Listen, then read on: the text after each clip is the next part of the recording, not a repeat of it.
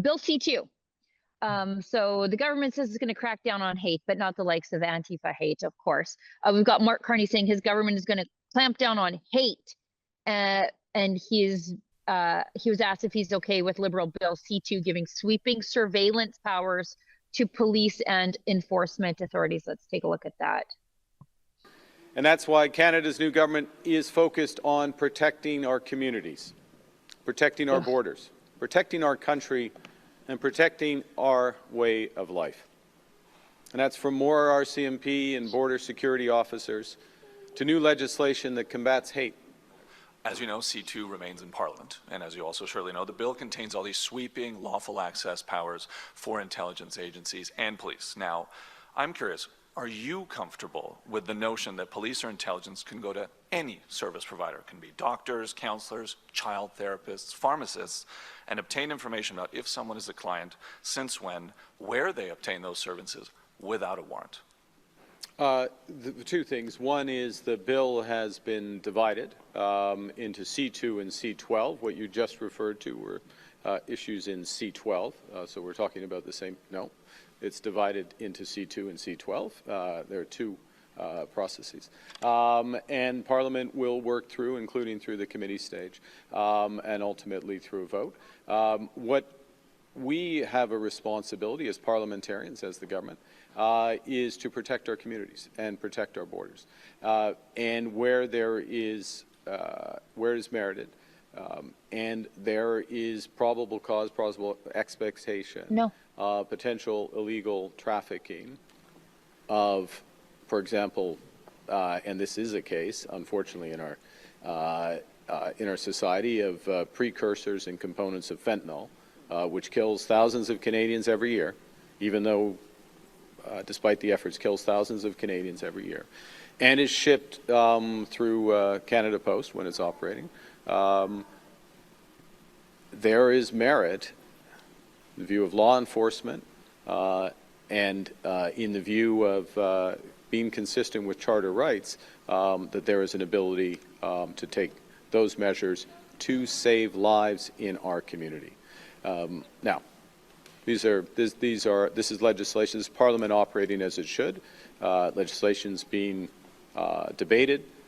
It's being adjusted. The split in the bill allows certain elements to proceed at a certain pace and others to be interrogated. That's garbage. First of all, I don't care if this surveillance measure lives in C2 or C12. The fact that it exists appears to be the problem, although Mark Carney doesn't seem to think that way. They can open your mail without a warrant.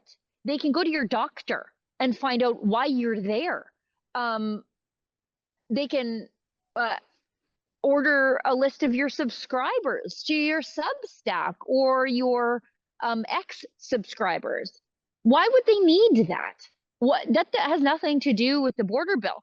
It looks to me like the Liberals took the pressure campaign from the Trump administration to do something about the border, and I guess it's good enough for Liberal supporters. Oh, look, they've got a border bill.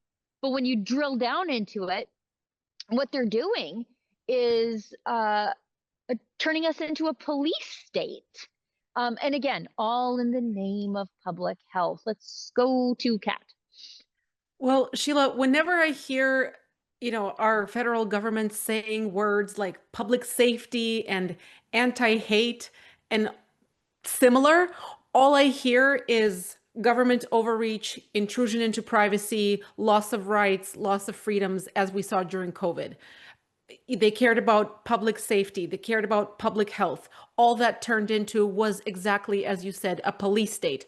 You couldn't go to the theater. You couldn't go to a restaurant without showing your papers. People were turned into second-class citizens. Churches were shut, et cetera, et cetera, et cetera. So whenever I hear them talking about safety and concerns of hate and presenting this bill as something to do with the border, that's immediately where my mind goes to. Like, I don't even need to drill down. I'm sure you've done the research, you've done the fine print reading as you described what was happening regarding this bill.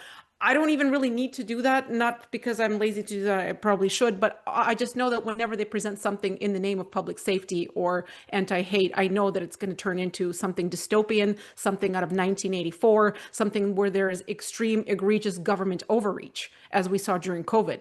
And I think I can't remember the exact bill number, but whenever they said, "Oh, we're concerned about online safety of children," it all just turns into censorship, government overreach, et cetera, et cetera, et cetera. It's like a repeating nightmare with these guys. Right. Yeah, and that's exactly the thing. Like you're referring to the Online Harms Act Bill That's C-63, right. which thankfully died in the prorogation of the last parliament, but they are reintroducing it in all kinds of different forms because they're using this as safety. We must protect the children, and it's like there are already laws that do that, but we have to protect them, and that's why you have to be censored online. And I think as the federal government continues to fail Canadians, they're going to do their best to investigate and censor the people who are pointing out those failures, like independent journalists on this call and like our friend Chris Stacey. What do you think about this? They're going to keep us all safe by opening our mail. Yeah, they're spying on us and stripping our rights, but it's for our own good or it's for public safety. Like, I mean, anytime they start talking about any new law, I'm immediately apprehensive. We have plenty of laws in Canada, in many cases, far too many, and they're choosing not to enforce them. I mean, we have laws that could have protected our border. We have laws to deal with all kinds of different things, and it seems that often these laws aren't applied, or certainly aren't applied equally. We don't need a whole bunch more laws that will just be used to strip our rights further and further control us.